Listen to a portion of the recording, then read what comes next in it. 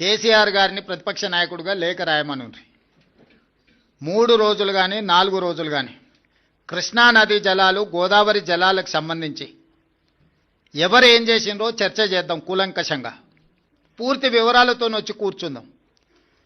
ఏ విషయమైనా వారు లేవనెత్తని 10 సంవత్సరాలలో వారు చేసిన అన్యాయాన్ని వారు సంతకాలు పెట్టి 299 టీఎంసీ మాకు చాలు, 512 టీఎంసీ ఆంధ్రప్రదేశ్ను తీసుకోమని కృష్ణానది జలాలలో ఏ విధమైన ఒప్పందాలు చేసిండో ఒప్పందాలతో పాటు 10 సంవత్సరాలైన పాలమూరు రంగారెడ్డి ఎత్తిపోతలకు కానీ కల్వకుర్తి ఎత్తిపోతలకు కానీ సీతారామ సాగర్ కానీ దేనికి నికర జలాలు కానీ వరద జలాలు కానీ సాధించలేదు.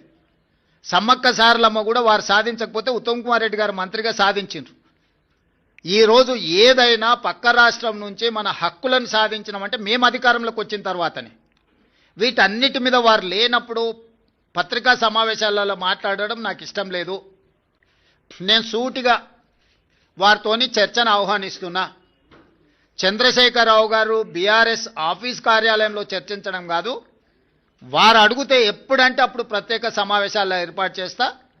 కృష్ణా గోదావరి జలాల మీద చర్చ చేద్దాం. పూర్తి వివరాలను వాస్తవాలను ప్రజలకు వివరిద్దాం.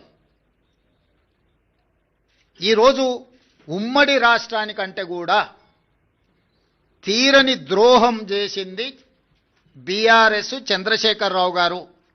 ఆధారాలతో సహా మొత్తం సభలో చర్చకు మేము పెట్టడానికి సిద్ధంగా ఉన్నాము. వారు సభకు వచ్చి చర్చించి నిజంగానే మా వైపు నుంచి ఏమైనా లోపం ఉంటే వారిని ప్రశ్నించమని నేను సవాల్ విసురుతున్నా. బురద జల్లుతాం పారిపోతామంటే ప్రజలు అన్ని గమనిస్తున్నారు. ప్రజలు ఎవరు అమాయకులు లేరు.